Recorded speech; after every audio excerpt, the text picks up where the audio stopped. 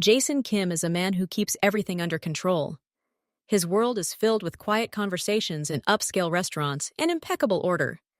He's in his early 30s and looks like he just stepped off the set of a Korean drama. The clean lines of his suits fit his athletic frame perfectly. He starts every morning with a workout in his private basement gym. It's not just a routine, but a demonstration of the same discipline that governs his business. His home, a spacious, modern penthouse with panoramic windows, is a reflection of his success. Everything here speaks of wealth.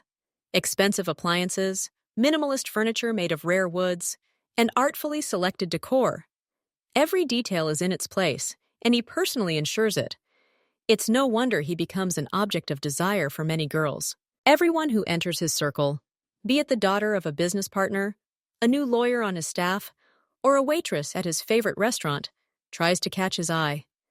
They seek his gaze, sigh languidly when he passes by, and find excuses to talk to him. One tries to impress him with her knowledge of art.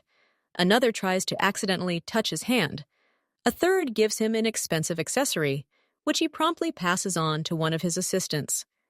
Their ploys sometimes reach the point of absurdity. One girl once threw a tantrum right in the lobby of his office, just to get him to come out to her. Another arranged a chance meeting at a private resort in Switzerland, but all these attempts are dashed by his stony calm. He notices their efforts, but they evoke nothing in him except a slight weariness. He is polite, cold, and completely unapproachable. For him, these women are just background noise, part of the big city noise he's learned to filter. Their persistence doesn't anger him, but rather tires him. He doesn't understand what can be found in a person who lives in a world full of shadows and quiet menace. His real life is hidden from prying eyes, and he doesn't let anyone in. All those sees, languid glances, and accidentally dropped handkerchiefs are just babble in an unfamiliar language he doesn't want to learn. His focus is elsewhere: the next deal, the flow of funds, the loyalty of his people. Women's wiles are his weakness to him, and he doesn't allow himself any weaknesses. He's Jason Kim, and his only luxury is complete control over himself and everything around him. Everything else is just distractions to be ignored. Of all the women trying to catch his eye, Amara is the closest physically, but the furthest in his perception. She works for him as a maid. She arrived at his house a year ago, and since then the penthouse has been spotlessly clean. Amara is a shadow, moving silently and efficiently through the house. Jason Kim doesn't notice how her gaze lingers on him longer as she serves coffee. He doesn't notice how tenderly she straightens the collars of his shirts. He doesn't know that since day one, Amara has been keeping a diary hidden in her dresser. It's a chronicle of her feelings.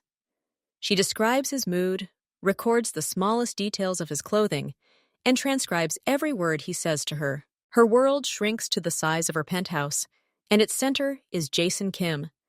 Everything she does becomes a silent prayer dedicated to him. This morning, she's been feeling heavy. The reason is simple. Mr. Kim is away on business for the whole day. For Amara, days like these are a challenge. The silence in the penthouse becomes oppressive. She finds it hard to breathe when he's not around.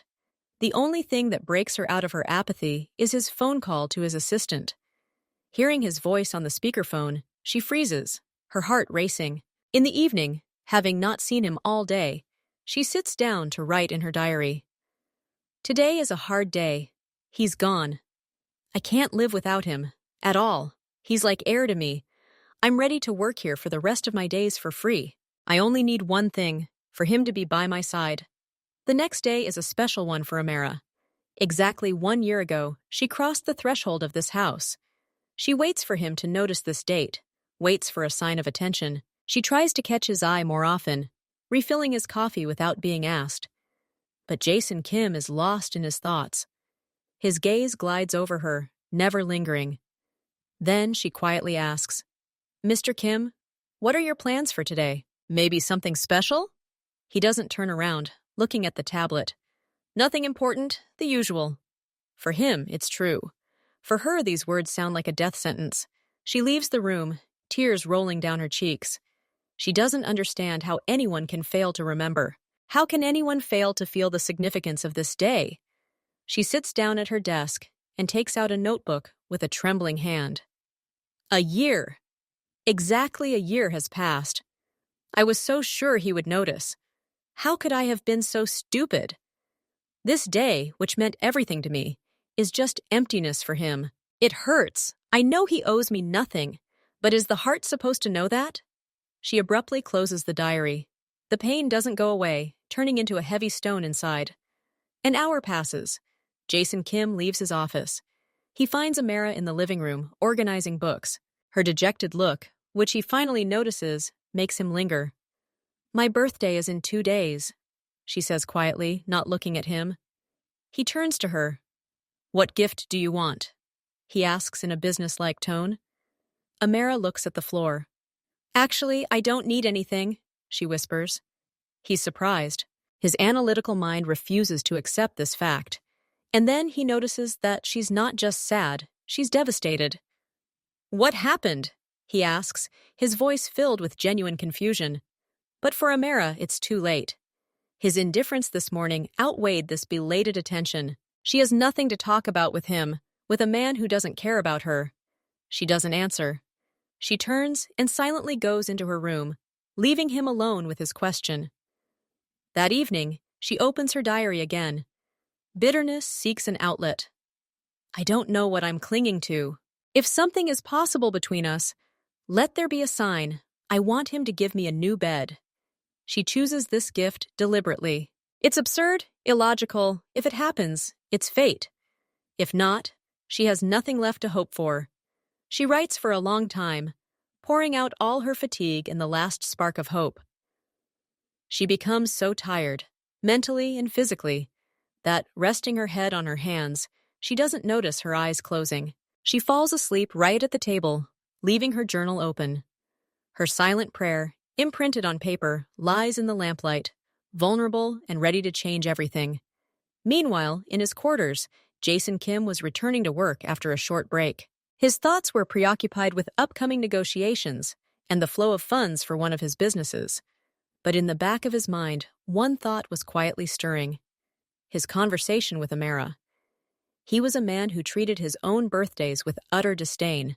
For him, they were simply dates, reminders of the passage of time, not occasions for idleness. He hated the attention directed at him personally, considering it weakness and an unnecessary risk. All those congratulations, the gifts from his partners, it was all part of the game, a formality he tolerated, but nothing more. But other people's holidays were a different matter. He had his own clear code. He believed it was right to celebrate the important dates of his closest subordinates, key partners, and, of course, his household staff. This fostered loyalty, created a healthy atmosphere, and was simply good manners. He didn't forget the birthdays of his driver, personal assistant, or the chef at his restaurant. He always gave something practical and expensive, usually through his assistant, limiting himself to a standard happy birthday. It wasn't an emotion, but a management strategy honed to the point of automatism. Amara's behavior genuinely puzzled him. Her sadness, her evasiveness, her words, I don't need anything. None of it fit into his worldview. He mentally ran through the possible reasons. Perhaps she was having financial troubles and was embarrassed to ask for money. Perhaps she wanted something specific, but was hesitant to say it. The thought that her condition might be related to him personally didn't even cross his mind. And he made a decision. The ask through an assistant approach seemed inappropriate this time. She was upset, and he, as the host, felt a slight responsibility for the mood in his home. He decided to approach her himself and ask directly, without the possibility of excuses.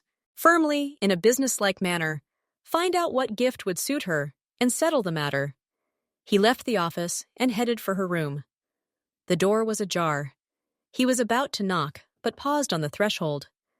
Amara sat at her small desk, her head resting on her folded hands. A pen lay beside her. She was asleep, a deep, heavy sleep, betokening extreme fatigue. Jason frowned. Sleeping in the middle of the workday was unprofessional. His first impulse was to wake her, to reprimand her sternly. He even took a step forward, his hand rising involuntarily. And at that moment, his gaze fell on the object lying before her. It wasn't a simple notebook or a work pad. It was an elegant leather folder, looking expensive and personal. It was clearly her property, not related to the household. He realized it was something special. His intuition, the same one that helped him read people in business, told him it was a diary. Something inside him sank. Reading someone else's diary was wrong. It was an invasion of privacy, a violation of all boundaries. He, a man who had built his life on control and discipline, was well aware of this. It was beneath his dignity. But he stood there, unable to tear his eyes away from the open page. His name, written in her neat handwriting, seemed to call to him, riveting him to the spot. Jason Kim, was legible at the beginning of the paragraph. Curiosity, cold and analytical, overrode moral considerations. He had no intention of spying. He simply wanted to understand, to grasp the reason for her sadness. Perhaps there was some clue there? He rationalized his actions, convincing himself that it was necessary. He took a silent step forward. The parquet floor beneath his feet didn't creak. He leaned over, trying to breathe more quietly. His eyes scanned the lines. And at that moment, the world around him turned upside down. First, he read about her bad mood, about how she expected something from him, about a date that was important to her, her work anniversary. He mentally replayed that day in his head. Yes, she had asked something about his plans, and he had replied that nothing important. Nothing important.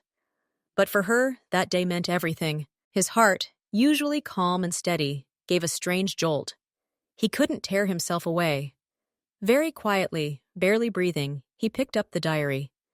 It was warm from her touch. He sat on the edge of her chair, moving back so as not to accidentally touch her, and began to read.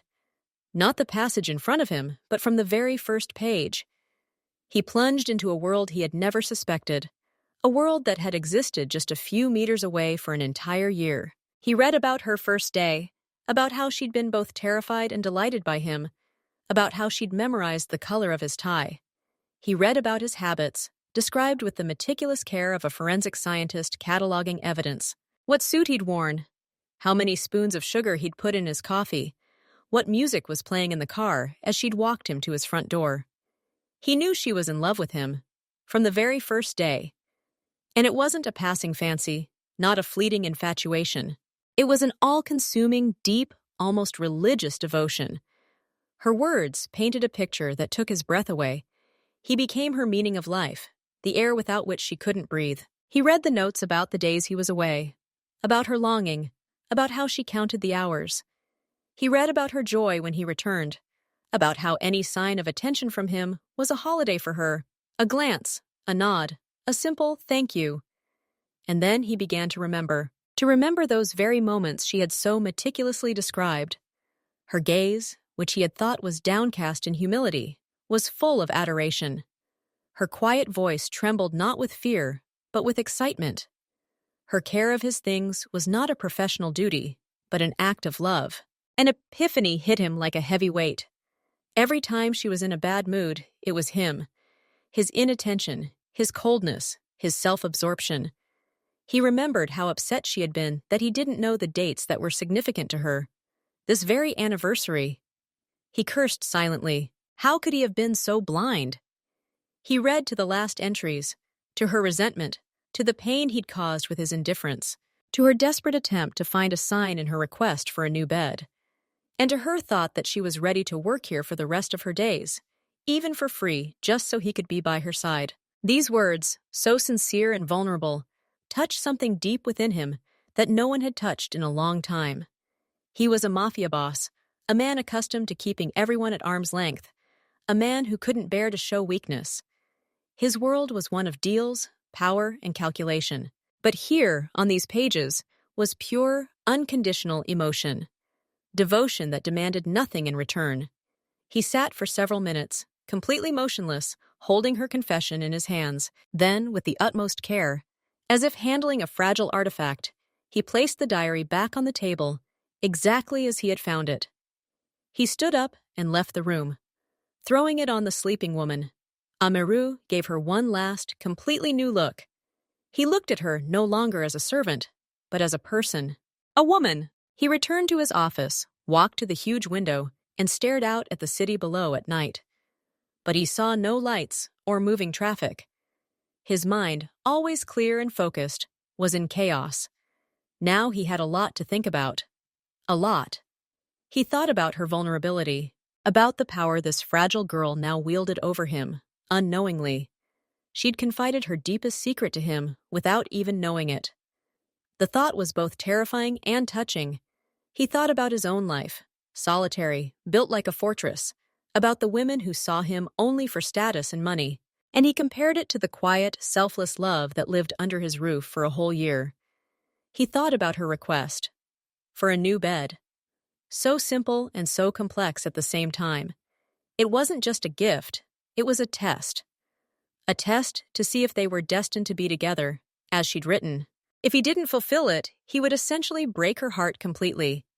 He read it in her words. She would withdraw into herself, break down, and most importantly, he thought of her. Not the maid Amara, but the woman named Amara. Of her devotion, her quiet strength, her beauty, which he had previously ignored. He remembered her smile, rare but so bright, her calm, which had a calming effect, her care, which made his home a home. Jason Kim stood by the window for a long time. A struggle raged within him, between the familiar cold calculation and something new, warm and unsettling. He didn't know what to do next, but he understood one thing: everything had changed. He couldn't simply pretend he hadn't read anything. He couldn't return to his old relationships. The diary had opened a door to another world, and it was impossible to close. Now he had to decide whether to enter this world or remain forever on the other side, in his lonely, albeit safe, castle. And his decision would determine not only her fate, but, as he was beginning to suspect, his own as well. He sits in his office, his thoughts in disarray. He never imagined that one of the servants in his house treated him specially, and to such an extent. He's completely confused.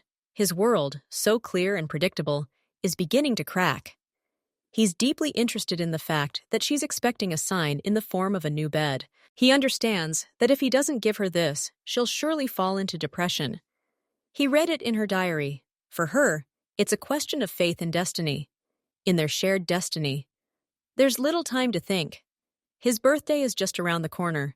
He has to decide what to do. And the man makes a decision. He decides to play her game. He's driven not by romance, but by cold calculation, mixed with fear. He's simply afraid she'll do something to herself if he offends her again, and, through his inaction, shows that fate is against them. He doesn't want that burden on his conscience. He decides he will pay attention to her. He will periodically check the diary to understand her expectations. And of course, he gives her what she wants. A new bed. He gives quiet instructions to his assistant, and the machine starts to move. That very day arrives. Amara wakes up. She hasn't opened her eyes yet, but she smells a strange, sweet scent. It lingers in the air, enveloping her. She slowly lifts her eyelids and freezes. Her room has been transformed. Huge, lush bouquets of flowers are everywhere. White roses, delicate peonies. Dozens of silver and pink balls sway from the ceiling, and in the center of all this splendor stands her, a new, luxurious, dark wood bed. Her eyes glow with happiness. She understands. If he had been indifferent to her, none of this would have happened. No flowers, no balloons, no this bed. He gave her a sign. The day starts off beautifully. She can't sit still. She jumps up and runs to him, her heart pounding. She finds him in the dining room, drinking his morning coffee. "Mr. Kim!" She exhales, running up. "Is that you? Thank you! This is my best birthday ever! It's so unexpected!" He lowers the newspaper and looks at her. The sight of her radiant face evokes something warm and unfamiliar in him. He allows himself a slight smile. "That's not all," he says softly. "You deserve more." The words hang in the air. For him, it's part of a plan. For her, it's confirmation of her wildest hopes. She can't believe her ears. He usually never says anything like this to her. She looks at him with wide eyes and wonders, what if he has feelings for her too? What if this isn't just a gift, but the very sign she's been waiting for? She can't believe her ears. She stands rooted to the spot, simply staring at him. Those words, "You deserve more," ring in her head over and over, like an echo in an empty cave. He usually never said anything like that to her. His sentences were always brief, to the point, without unnecessary emotion. "Thank you. Make some coffee. Tidy up the office." And now, this. The words sound warm, almost tender. There's a certain appreciation in them, a recognition of her as a person, not just an employee. In her mind, still reeling from the shock of the decorated room and the new bed, an incredible picture begins to form. She understands that this is a sign, the very one she'd been waiting for, the one she'd written about in her diary. But now it seems much more obvious and direct. Her thoughts race, her heart pounding somewhere in her throat. What if he has feelings for her too? What if he didn't just give her the bed as a maid's whim, but as the very symbol she'd wished for? What if he decided to tell her this in this way, through this gift and these strange, unusual words, silently, without unnecessary words, as befits such a reserved man as he? She sees his slight, almost elusive smile. She sees how his gaze, always so distant and cold, now lingers on her. He's looking, not through her, but at her. He sees her hair, tousled from sleep, her shining eyes, her simple robe. And there's no irritation or indifference in his gaze. There's interest. Or does she just imagine it? The thought takes her breath away. She's afraid to move, lest she frighten this fragile, incredible moment. She wants to say something, to thank him again, to ask what this all means, to fall to her knees before him and confess everything, but she can't bring herself to do so. She simply stands and looks at him, feeling the heat spreading across her cheeks. Jason Kim watches her. He sees the full range of emotions on her face: disbelief, hope, confusion, pure unbridled joy. And his plan, born of fear and a sense of duty, suddenly begins to crumble. Her reaction doesn't seem feigned or calculated. It's genuine, childlike happiness, and it strangely warms him. He doesn't want to destroy her belief in miracles. On the contrary, he wants to continue it, no longer out of fear, but out of some new, incomprehensible desire, to see that radiance in her eyes again and again. He clears his throat, resuming his role as director of this performance. His voice regains its businesslike, but this time softer tone. "We both have the day off today," he announces, and the words sound like a second gift, even more unexpected than the first. Her jaw drops. A day off? Theirs? Both of them? She can't remember a single day when he wasn't working. His life is one long day of meetings, appointments, phone calls. And then, a day off. And he says hours, including himself in the equation. This completely confuses her. He looks at his watch. "We're leaving in half an hour. The clothes are already in your closet. Check if everything fits." He says it so calmly, as if he were reporting the most ordinary thing in the world. But for Amara, it's another mind-blowing experience. Clothes? In her closet? She hasn't bought anything new. She has her modest uniform and a few simple dresses for weekends. What does he mean? She can't utter a word, only nods, still unable to comprehend what's happening.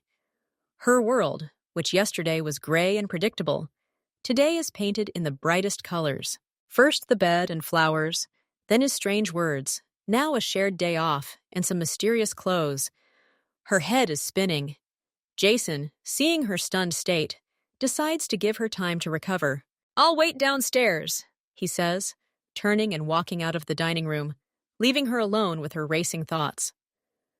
Amara stands there for a few more seconds, then, as if in a dream, heads back to her room. She passes through the living room, her gaze lingering once again on the luxurious bouquets. She enters her room, and her eyes immediately dart to the closet. She approaches it, her hand trembling as she grasps the handle. She's afraid to open it, afraid this is all a dream, and that only her old things will be inside. She takes a deep breath and opens the door sharply, and freezes again. On one of the hangers, she sees something that's not hers. It's a dress, long, elegant, the color of a dark night, made of light, flowing silk. It shimmers in the light, gleaming with blue and violet. A small box lies nearby. She opens it with trembling fingers. Inside are a pair of elegant heels, the perfect color to match the dress, and a small handbag. Everything looks expensive, stylish, and tasteful. She slowly runs her hand over the fabric of the dress. It's delicate, like a petal. She doesn't wear anything like it. Her world is cotton and linen, simple and practical fabrics. And this is a princess outfit. She looks at the tag, her size, her exact size. The realization dawns slowly but surely. He didn't just buy her some clothes. He chose them. Personally. He knew her size. He selected everything down to the last detail. The dress, the shoes, the handbag. This thought strikes her more than the gift itself. It speaks to a level of attention she couldn't have dreamed of. She takes off her robe and carefully, almost reverently, lifts her dress from the hanger. She puts it on. The fabric falls softly over her body, clinging perfectly. She looks at her reflection in the mirror on the closet and doesn't recognize herself. This isn't Amara, the maid. This is a confident, beautiful woman. The one looking back at her from the mirror is worthy of going out with a man like Jason Kim. She puts on her shoes. They fit perfectly, as if they were made for her. She adjusts her hair, trying to make it look more polished. She lacks makeup, but even without it, she looks different. The transformation is not only external, but internal as well. The doubts and resentments of the last few days melt away like smoke. A rousing, dizzying hope takes their place. She leaves the room feeling like Cinderella going to the ball. Her heart is pounding. She descends the stairs, trying not to trip in her new heels. Downstairs in the hallway, he's waiting for her. Jason Kim is already dressed in an elegant dark suit, jacket off, and a white shirt. He stands looking out the window, but turns when he hears her footsteps. His gaze glides over her. He sees her in this dress. He sees how it accentuates her slender figure, how her eyes sparkle. And he notices how his own breath catches for a moment. He's always thought of her as a sweet, pretty girl, but now, in this dress, with this look of happy anticipation on her face, she looks stunning. His plan, his game, suddenly seems like a dangerous path he's stepped onto without knowing where it leads. Perfect, he says quietly, and it's the only word that comes to mind. It comes out naturally, without calculation. This one word is enough for her. A smile lights up her face. She feels like the happiest woman in the world. He extends his hand, inviting her to follow him. The car is waiting. They walk out of the house. The sun is shining brightly. His black car with tinted windows is already parked at the entrance. The driver opens the door. Jason lets her go first. She climbs into the car, smelling of expensive leather and his perfume. He sits down next to her. The door closes, and the world outside, ordinary and familiar, is left behind the glass. And inside, a new reality begins, full of secrets, hopes, and incredible possibilities. She watches his profile as the car pulls smoothly into motion. He stares straight ahead, his expression unreadable, but that no longer matters to her. Today, he's given her a miracle. He's given her a sign. And she's ready to believe this is only the beginning. Things went something like this a little earlier. Initially, the man simply wants to surprise her and give her the bed she wants. It's a pure, simple plan, born of a sense of duty and a touch of fear. He sees it as a logical step. He read the diary, learned of her desire, and fulfilled it to avoid any possible negative consequences for her emotional state. Nothing more. He acts like a manager deciding personnel matters, like a host caring about the mood of the household. But then, in the quiet of his bedroom, as the city outside grows silent, his thoughts take a different turn. Lying in the darkness, he begins to remember. Not excerpts from a diary, but real moments from their everyday life that he had previously overlooked. He remembers how she cared for him. It wasn't just professional, practiced movements. He now understands the difference. He recalls how he once had a severe headache after a tense negotiation.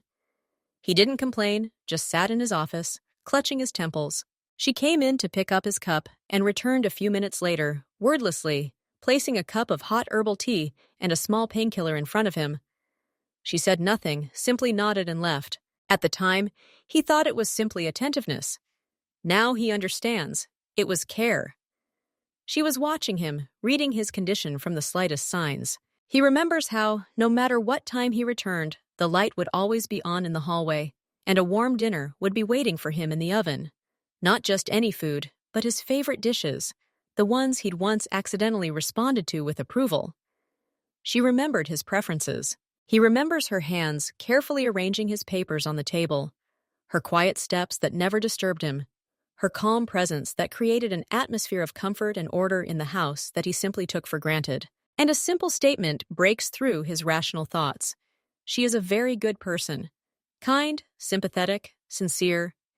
In his world, full of flattery, betrayal, and hidden motives, such sincerity is a rare treasure. And then, closer to morning, his thoughts become more personal. He admits to himself she's a very attractive girl. She has beautiful, radiant eyes, a kind smile, and graceful features. Previously, he hadn't allowed himself such thoughts, dismissing them as unprofessional. Now, as the boundaries between boss and maid begin to crumble under the weight of the revelations he's read, he allows himself to notice. And here it is, that turning point, the thought that comes to him late at night and makes his heart beat a little faster. Maybe he should try to get closer to her?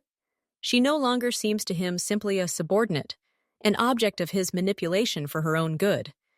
She appears to him as a woman who loves him with all her soul, a woman whose care is genuine and selfless, a woman who is beautiful and kind. What if his original plan wasn't just a game, but an opportunity? An opportunity for something real, something that has been missing from his life all these years. He falls asleep with this thought, not yet completely sure, but no longer rejecting it. And in the morning, something happens that completely turns everything upside down. She runs out to him, radiant, happy, her eyes filled with tears of joy. She runs up to him, and he sees this happiness up close. It's so pure, so unadulterated, so focused on him. It's not about his money, not about his status. It's about him, about the simple fact of his attention. And in that moment, he understands everything. He realizes he wants to continue to please her. He wants to see that glow on her face again and again. Not because he has to, not because he feels guilty, but because it gives him some unfamiliar, warm feeling inside. Her happiness becomes personally important to him. His plan transforms from a project into a sincere desire. He tells her there's more. He announces the day off. He leads her to the car, and all the while, he watches her reactions, and with every rapt glance, every happy smile, his initial cold idea of meeting expectations melts away, replaced by something genuine. He buys her a dress, and when he sees her in it, he realizes it's not just a costume for a play. He wants her to wear beautiful things. He takes her to a restaurant and realizes he wants to show her the best places in town. He looks at her across the table, listens to her quiet, excited voice, and sees not a maid, but a companion. It turns out that if he hadn't read her diary, he would never have noticed her as a woman he could build a relationship with. The diary became the bridge that spanned the gulf between their worlds. It was the key that unlocked the door that concealed a true treasure. Without this chance discovery, she would have forever remained a mere shadow to him, impeccable in her work, but invisible in her essence. Fate, in the form of the diary forgotten on the table, gave them both a chance, which, to his surprise, he didn't simply use calculatively, but seized with both hands, sensing that it was his chance at a real life. Time passes, months. The rhythm of life in the penthouse changes. Amra no longer works for him. This was his first serious decision when their relationship went beyond work. He found another maid in her place, an older woman, strict and professional.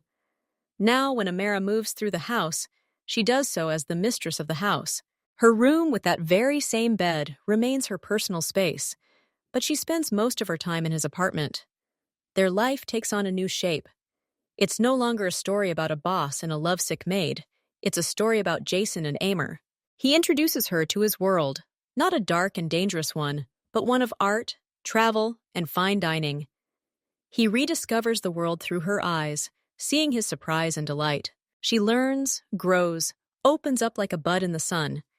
And he notices with surprise that he feels at ease with her. With her, he can simply be himself. He doesn't have to play the role of a tough boss. He doesn't have to be constantly on guard. Her love creates a safe space around him, something he's been deprived of his entire adult life. They're also planning a wedding. It's not a lavish, ostentatious affair.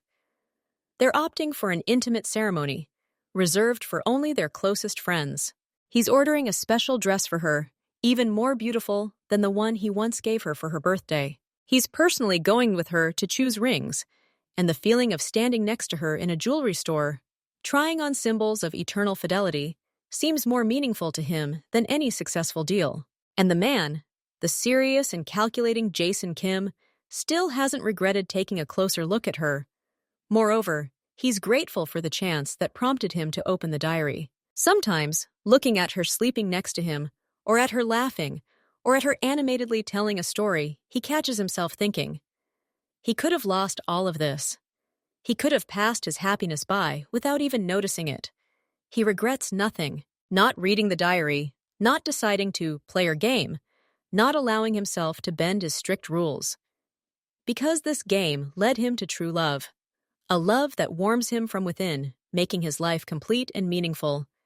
He found more than just a wife. He found a person who loves him not for his status or wealth, but simply for who he is.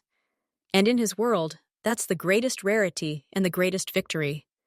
A period in their life had arrived that could be called ideal. Quiet evenings in the penthouse, filled with soft music and quiet conversations, replaced Jason's tense loneliness. Amra, now his official fiancée, and soon his wife, blossomed with each passing day. Her confidence grew, her features softened, and a deep, unwavering happiness settled in her eyes.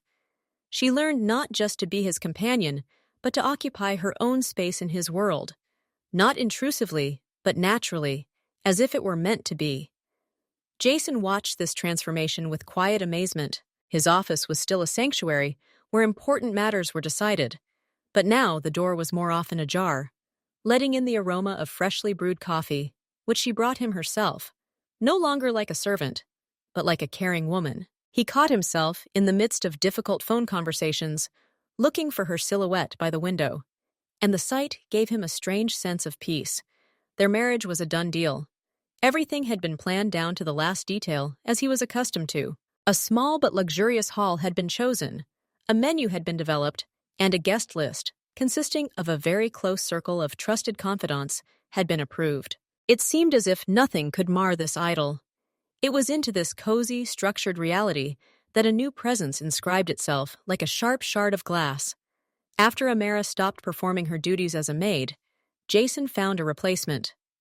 The new maid, Lisa, was recommended by one of his partners. A woman in her mid-20s, with impeccable credentials, emphatically professional and reserved. In her first days, everything was perfect.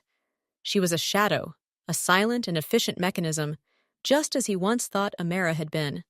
But very soon this began to change. The first alarming note was Lisa's attention to detail, which went beyond her duties. She wasn't simply serving Jason his morning coffee.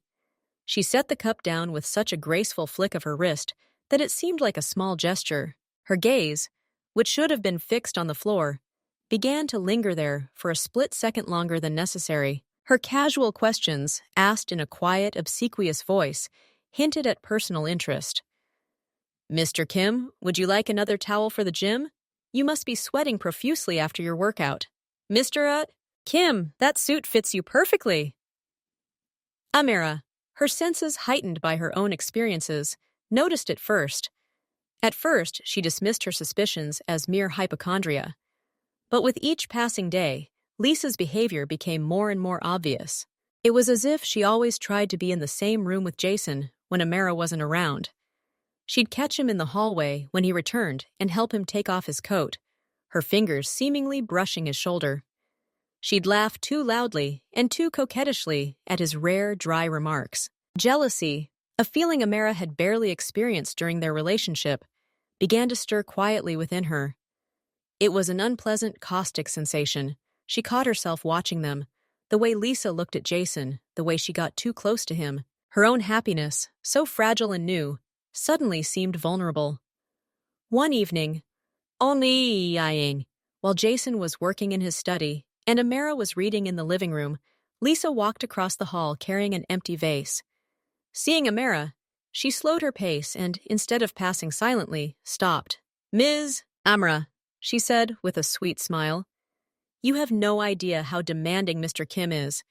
This morning, he made a remark about the folds in the curtains, but it's even mesmerizing. You feel like you're working for a man of impeccable taste." There was nothing directly offensive in her words, but they were filled with undisguised admiration, directed not at her employer, but at the man. Amara nodded coldly. "Mr. Kim values order in everything," she answered dryly. "Oh, I already understood that," Lisa almost whispered and, casting a meaningful glance towards the office, left the room. Amara couldn't read any longer. Anxiety gripped her heart. She knew Jason. She knew his devotion, but she also remembered his incredible attraction to women, and she saw how this Lisa, young and brazen, was trying to play on his turf.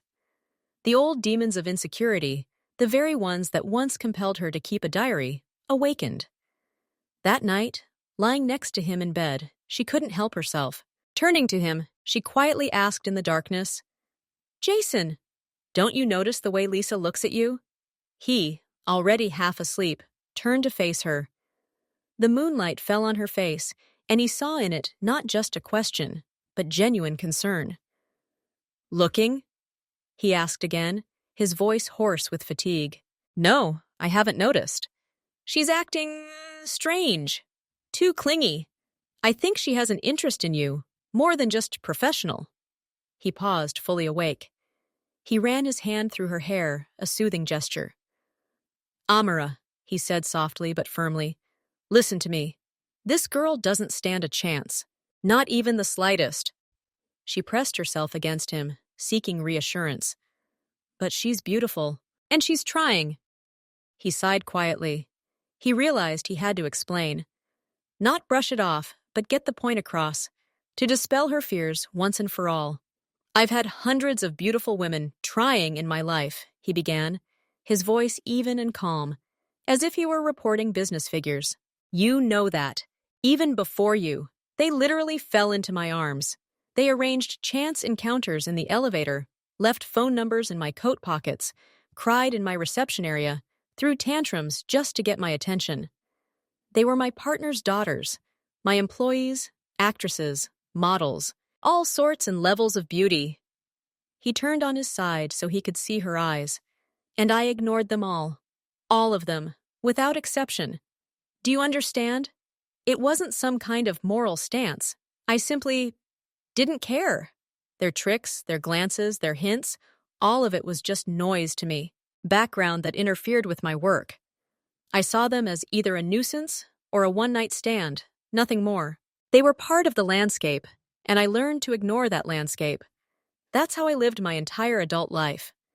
He took her hand in his fingers closed around her palm, except for one occasion, one and only, a sacred occasion.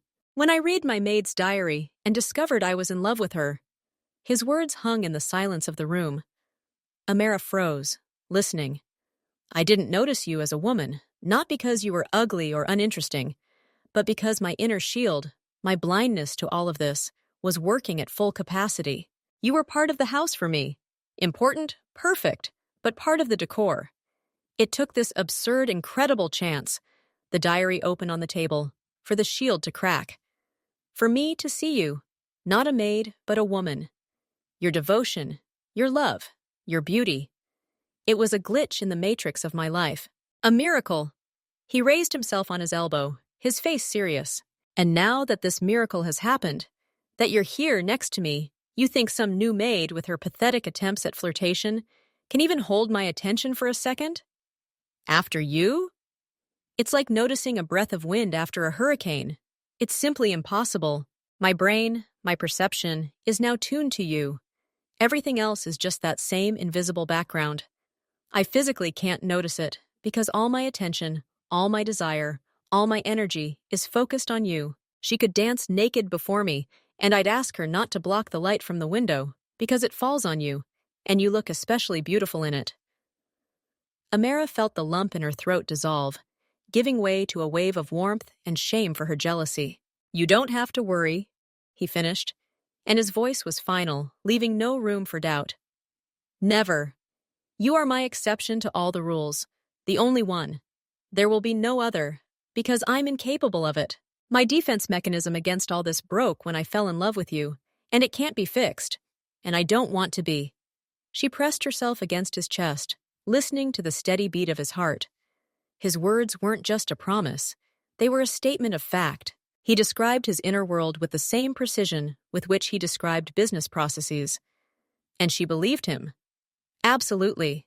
The next morning, when Lisa, seizing the opportunity while Amara was out of the kitchen, again tried to start a personal conversation with Jason, he interrupted her without even looking at her. "Liza," he said, looking at the tablet screen, "your duties are limited to maintaining order in the house, nothing more. If you think there's more to them, you're mistaken. If you overdo it again, you'll find another employer. This is your only warning." His voice was icy and completely indifferent. There was no anger or irritation in it. It was simply a statement. He spoke to her as he would speak to a careless subordinate who had made a mistake in a report. Lisa turned pale and, muttering something unintelligible, retreated. Amara, standing outside the door and overhearing this conversation, smiled. Her jealousy evaporated without a trace. He was right. She was his sacred opportunity, his one miracle, and everything else was just background. And against this background, she could rest easy. Her place in his heart was carved not simply out of love, but from his very essence, and nothing and no one could shake it. The silence that followed his words was thick and absolute, but now it was soothing. Amara pressed her cheek against his chest, listening to the steady, powerful rhythm of his heart. Each of his words fell on her soul like a healing balm, dissolving the acrid taste of jealousy and insecurity. He didn't simply reassure her, he provided her with the blueprints of his inner world, and she saw that her place in it wasn't simply occupied, but a supporting structure. He spoke not like a lover trying to console, but like an engineer stating an irrefutable fact. The system worked a certain way, and she, Amara, was its cornerstone. After such an explanation, any doubts seemed not just groundless, but absurd. The next morning, the atmosphere in the house changed. Amara emerged from the bedroom with a new feeling, not just as the mistress, but as the rightful owner of this space and the heart of the man who lived there. Her movements were calm, her gaze clear. When Lisa emerged into the kitchen to begin her day, she was greeted not by Amara's former wary gaze, but by a completely new, confident one. There was no challenge or malice in it, only a cool, indifferent calm. Amara no longer saw her as a threat, merely a piece of furniture that might soon need replacing. Jason treated Lisa with an icy, pointed formality. He gave instructions briefly and clearly, never looking up from his newspaper or tablet. His barrier, always present to everyone but Amara, became visible to the naked eye. He was like a rock, and Lisa's attempts to get his attention crashed against it, leaving no trace. One day, a couple of days after their late-night conversation, Amara caught Lisa in the dressing room. She was ostensibly wiping down the shelves, but her gaze wandered over Jason's suits. "Lisa," Amara said in an even voice, without raising her tone. The girl shuddered and turned around abruptly. "Ms. Amara, I'm just dusting." "I see." Amara slowly walked along the hangers, lightly running her fingers down the sleeve of one of his jackets. "Mr. Kim is very meticulous about his wardrobe. Better concentrate on dusting the living room. Everything is in perfect order here." There was no reproach in her words, only a statement and a gentle but unambiguous redirection. She wasn't defending her territory, she was simply managing it. And the tone of her voice let Lisa know who was truly in charge here. Lisa, blushing, quickly gathered her clothes and left. She was never seen in the dressing room again in the owner's absence. The episode with Lisa became the final test, the final ghost of the past they exercised together. Far from separating them, it strengthened their bond. Jason watched as Amara, overcoming a moment of weakness, gained a new level of confidence in herself and in him. And she, in turn, received irrefutable proof of his fidelity. Not in loud vows, but in his daily, absolute, and almost physical indifference to all other women. A week later, Lisa, realizing the utter futility of her efforts and unwilling to be fired, asked for a severance pay, citing personal circumstances. Jason nodded without even delving into the details and ordered his assistant to pay her full salary and find a replacement. The new maid they found this time was a woman in her 50s, calm and experienced, with kind, intelligent eyes. Her gaze on Jason was respectful, but lacked a trace of Lisa's feverish glint. An atmosphere of calm and serenity once again reigned in the house. The wedding preparations were in the final stretch. Amorous Ease, finally freed from the burden of past doubts, plunged headlong into preparations. She chose music, sampled food from the catering staff, tried on her dress. And now she did so, not with the trepidation of Cinderella, afraid of the clock striking midnight, but with the dignity of a woman who knows her place and her worth. The evening before the wedding, they sat on the spacious sofa in the living room. The horizon was ablaze with the last glow of sunset. The house smelled of flowers, which had begun to arrive for the following day. "Don't you doubt it at all?" Amara asked quietly. Looking at the play of colors in the sky, Jason turned to face her, a glimmer of light in his eyes. "The only thing I doubt is why I didn't find that journal a year earlier," he replied with a rare ease. She laughed.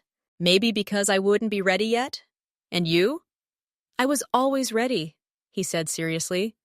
"I just didn't know what for, but now I know." He put his arm around her shoulders, and they sat there in silence, watching day turn to night. The pre-wedding excitement was pleasant and light, like the anticipation of a long-awaited journey. The next morning, their wedding took place. Everything went exactly as they had hoped. Intimate, luxurious, but without unnecessary pomp. Amara, in her gown, looked not just like a bride, but like a true queen who had finally found her throne. And Jason, looking at her walking toward him on a bed of rose petals, saw in her not a former servant, but his destiny, the very one he, by a lucky chance, could not ignore. After they exchanged rings and the priest pronounced them husband and wife, Jason leaned over and whispered quietly in her ear, so only she could hear, "Thank you for your diary."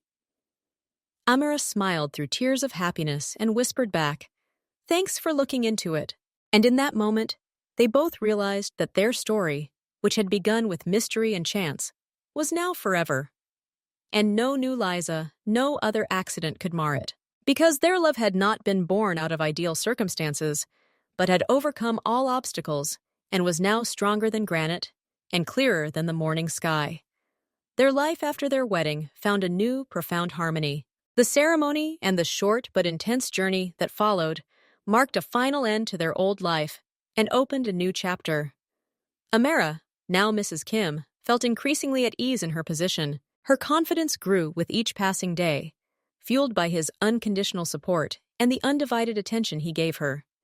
The house, once her workplace, was filled with their shared belongings, their shared rituals. Mornings began not with a quiet official, "Good morning, Mr. Kim," but with calm conversations over breakfast, with shared planning for the day. He remained immersed in his own affairs, but now his affairs became, in part, hers. He began to consult with her on matters unrelated to direct risks, such as choosing the interior for his new office or charitable events.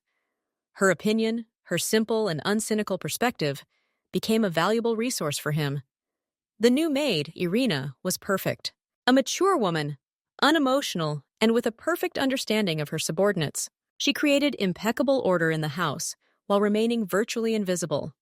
It seemed nothing could disturb their idyll. But one evening, returning from a charity event, Amara felt a slight uneasiness. She couldn't figure out the cause. Everything was as usual. Jason was attentive. The house was sparkling clean. However, some vague sixth sense told her something was wrong. The next morning, after Jason had gone to his office to take an important call, Amara decided to go down to the kitchen to make herself some tea. Upon entering, she found Irina standing by the window. She had her back turned, and judging by the tilt of her head, was quietly talking on the phone. Hearing footsteps, Irina turned sharply, and for a moment an expression flickered across her face that Amara couldn't interpret as anything other than fear and haste. It vanished as quickly as it had appeared, replaced by her usual polite and emotionless expression. "Good morning, Mrs. Kim. Would you like some tea?" Irina asked, quickly pocketing her phone. "Good morning. No, thank you. I'll do it myself," Amara replied, trying to keep a hint of suspicion from her voice. She began making tea, keeping an eye on Irina out of the corner of her eye. She was busy with her own affairs, but there was a nervousness in her movements that was unusual for her before. Amara caught herself thinking that her the demons, lulled by Jason's confidence, stirred again. Jealousy? No, this time it was something else. Something colder and more disturbing. Several times throughout the day, she noticed Irina seemed overly interested in Jason's daily routine. She asked odd, seemingly innocuous questions. How long will Mr. Kim be gone? Will he be back for dinner? Is he having guests? By evening, Amara's anxiety had reached its peak. She went into Jason's office. He had just finished work and was looking out the window at the city's fading lights. "Jason," she began, sitting down in the chair opposite him, "I think something's wrong with Irina." He turned to face her, his gaze focused and attentive. He didn't dismiss her words as another man might have. He knew her intuition, especially when it came to matters concerning their home and its safety, was worthy of consideration. "What exactly?" he asked in a businesslike tone.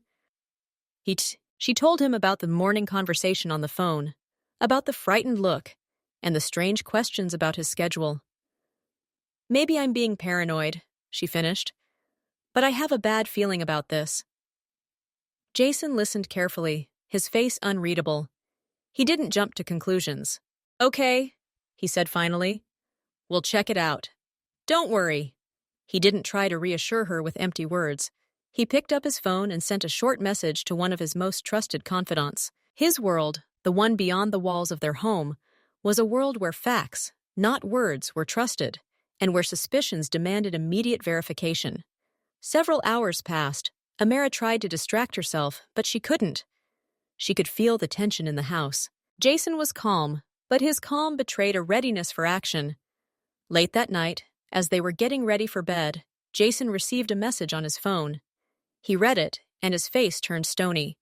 He handed the phone to Amara. There was a brief summary on the screen. Irina wasn't who she claimed to be. Her real name was different. She had been hired not through a reputable agency, but through a shell company. Her job wasn't housekeeping, but information gathering. She was a front man, planted in their house by one of Jason's competitors, who wanted to gain leverage. Amra read the lines with horror.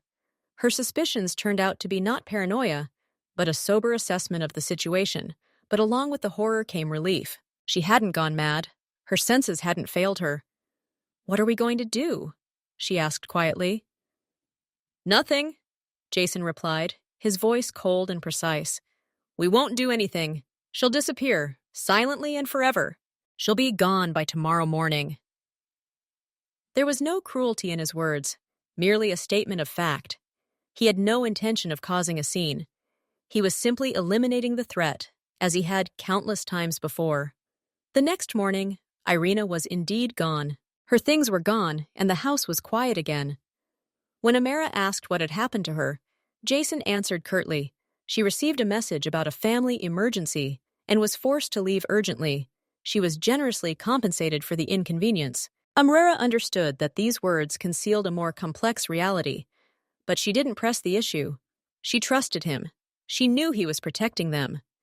And this incident, instead of frightening her, only strengthened her faith in him and their union. In the evening, they were sitting in the living room. It was quiet. Amara said, breaking the silence, "For what?" He looked up at her. "For listening to me, for not brushing me off." He put down the book he was reading. "You are a part of me, Amara. Your instincts are my instincts. Your safety is my safety. I will always listen to you." She smiled. The story with Lisa had once shown her the strength of his love. The story with Irina had shown her the power of their partnership. They weren't just husband and wife. They were a team. And no external threat, no shady servant, or wily competitor could destroy what they had built. A fortress whose walls were built on love, trust, and mutual respect. And they both knew this fortress would stand against anything.